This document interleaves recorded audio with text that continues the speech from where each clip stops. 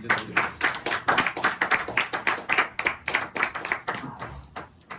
Good morning, everyone. Good morning. One difference between a library and a bookstore is that in the bookstore, all the books are new. But more than the bookstore, the Toastmaster who is doing management book reviews will have an even newer book. They wouldn't have opened it until Friday evening. Only then they'll open, read through the title, section, content and everything and come and present. But unlike that, this time, unlike the previous time, this time I have fully read the book and I'm going to talk about it. Before that, there is some context that I would like to say.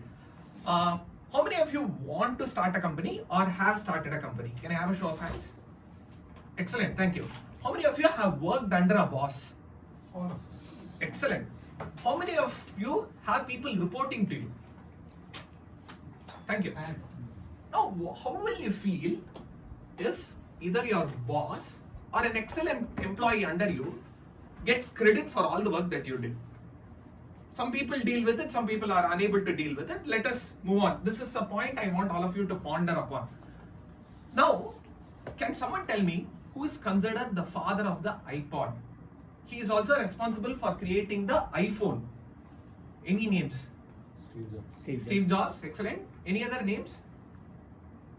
Some of you might have heard the designer Johnny Ive who comes during interviews, right?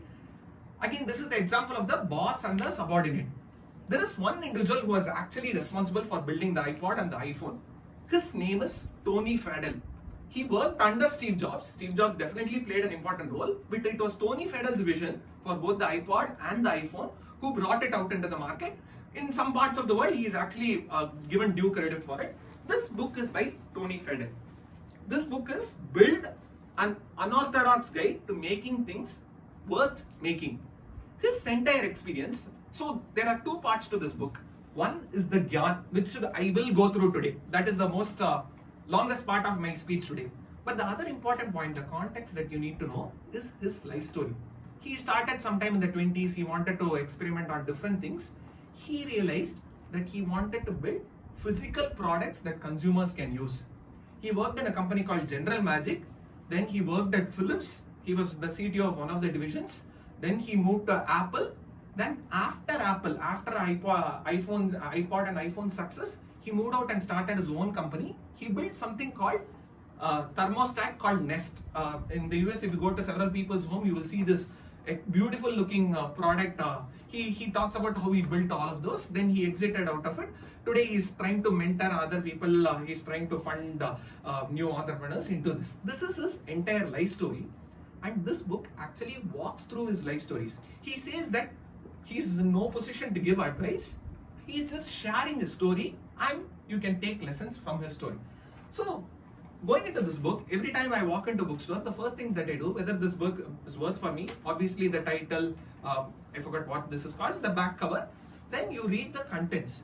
I would like to walk through the contents so that you have some context. This book is split into 6 parts. I will rush through, probably the timer is going to be unhappy. I'll try to finish this in the next few minutes that I have. Build yourself, that's the first part. Under this, there are 4 chapters. Adulthood, get a job, heroes, don't only look down. I'll elaborate on this.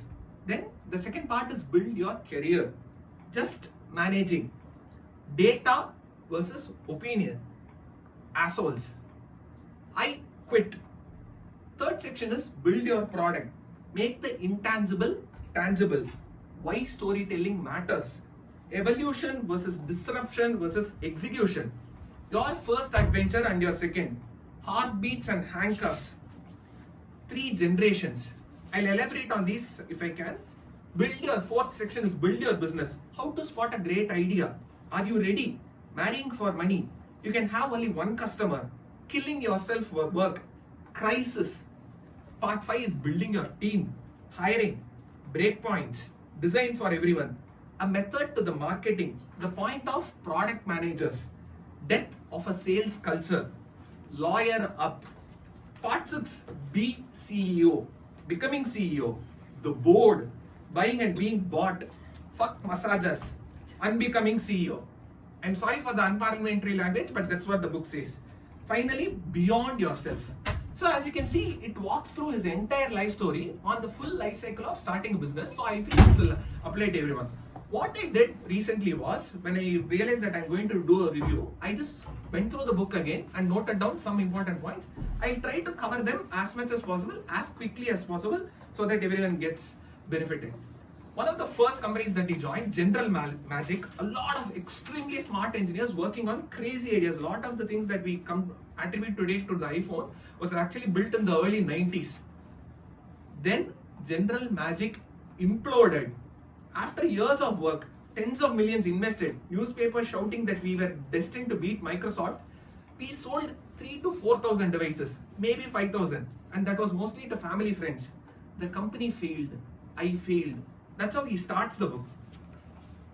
The next chapter says, the only failure in your 20s is inaction. The rest is trial and error, and you learn from them.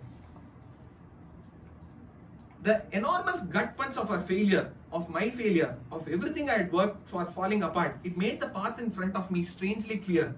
General Magic was making incredible technology, but wasn't making a product that would solve real people's problems. There is one phrase called solution in search of a problem. That is what General Magic had trapped themselves into. But I thought I could. So he didn't lose hope after this. He moved on to a few other companies where he realized he will not fit in. He quit immediately and then moved on to films. What you do matters. Where you work matters. Most importantly, who you work with and learn from matters. Too many people see work as a means to end, as a way to make enough money to stop working. But getting a job is your opportunity to make a dent in the world. He talks about a higher purpose for work itself.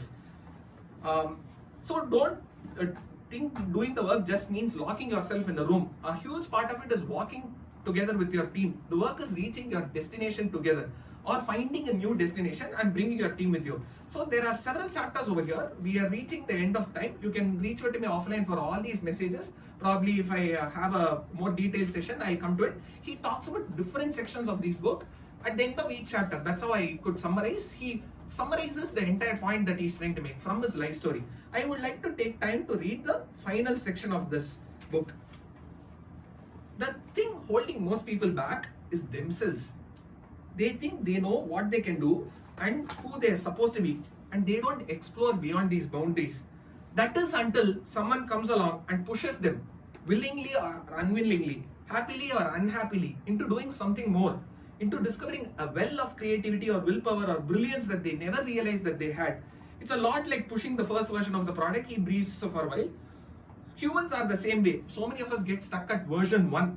Once we settle into ourselves, we lose sight of what we can become. But just as products never get finished, neither are humans. We are constantly changing, constantly evolving. So you push as a leader, a CEO, a mentor. You push even when people resent you for it. Even when you worry that maybe you have pushed too far. But there is always a reward on the other side. It's worth it to do things well. It's worth it to try for greatness. It's worth it to help your team, to help people. And one day, you'll get an email from someone whom you worked with 2, 3, or maybe 10 years ago, and they'll thank you. Thank you for pushing them, for helping them realize what they were capable of. They'll say they hated you for it then, resented every minute, couldn't believe how hard they had to work, how you made them start from scratch, how you wouldn't let up. But eventually, they realized that moment had been a turning point, a jumping off point. It changed the trajectory of their entire career. The things you built together changed their life. And that's how you know you have done something meaningful.